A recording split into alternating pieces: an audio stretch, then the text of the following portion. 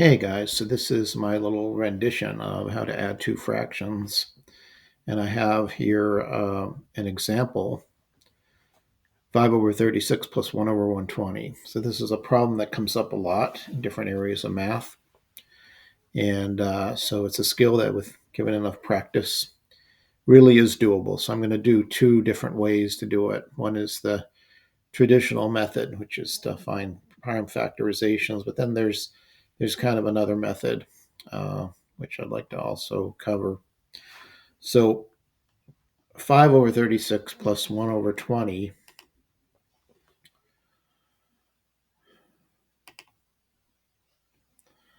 let me show you my rendition of that. So it's an LCD problem, least common denominator. Another way of describing it is a least common multiple. And so you find the prime factorization of both of them. So you break them down into like factors that you can't break down any further. And if you look at 36, well, it's 4 times 9. 4 is 2 times 2. That's where the 2 squared comes from. 9 is 3 times 3. So 36 is actually 2 times 2 times 3 times 3. Prime factorization of 120, well, 5 goes into it. 5 will go into anything that ends in a 0 or a 5. So you could just divide this 120 by 5, and you'd find that it's 24 times 5. So 8 times 3 times 5. And 8 is 2 times 2 times 2. So it's 2 cubed, 2 taken to the third power. So that's where you get that. And that could almost be kind of the hardest part of this. You just have to break it down to factorizations. And there's something called a factorization tree you can use to get that. And now what you do to find the LCD, you look at each prime number, and there's 3 prime numbers here, 2, 3, and 5. And you have to, anywhere you see it, and you put it into the highest power you find. And 2, the highest power, here it's 2, raised to the second, here it's raised to the third.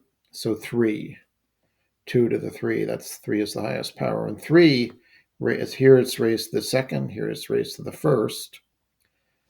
2 is the highest power. And 5 occurs here, so we just have to throw that in. So we multiply those together. 8 times 9 times 5, you're going to get 360. So our common denominator at last is 360. So now we have to write this as a fraction over 360, both of these. And these are what we call equivalent fractions. The only way to get equivalent fractions, though, is you got to multiply the top and the bottom of the fraction by the same number. So how do I get from 36 to 360? Well, multiply it by 10. But then I have to multiply the top 5 by 10 as well. So that's an equivalent fraction. How do I get from 120 to 360? I multiply by 3. Well, I have to multiply the top by 3 as well. So it's still an equivalent fraction. So finally I get 5 times 10 is 50 over 360. 3 times 1 is 3 over 360. And at long last, I can add the numerators, the top numbers. 50 plus 3 is 53. So, and then, of course, reducing it to lowest terms, but I don't think there's anything that goes into 53 and 360. So now finally I'm going to do this with 2 different numbers because it might make it demonstration easier. And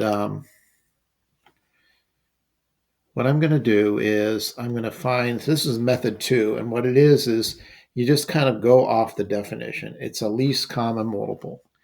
And what are the multiples? Well, what are the multiples of a number? Well, if you just add the number to itself and keep going, you would get the multiples of the number.